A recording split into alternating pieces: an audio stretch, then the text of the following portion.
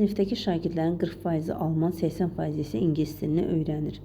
Hər iki xarici dili öyrənən şagirdlərin sayı 5 nəfər olarsa, sinifdə neçə şagird olduğunu tapın.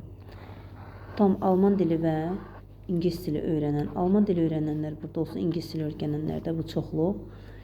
Burada 40%, burada isə 80% təşkil edir və toplasaq 40 üstə gəlsin 80 bərabərdir 120%. 120% 100%-dən çoxdur, yəni toplam ikisi bir yerdə 100% eləməlidir. Lakin 20% artıqdır, deməli bu kəsişməyə daxildir.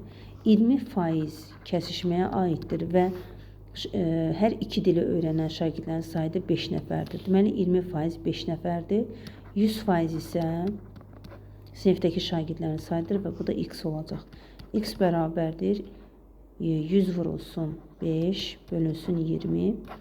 100 ilə 20 gedər 5 qalar, 5-i də 5-ə vursaq 25. Deməli sinifdə 25 nəfər şagird var.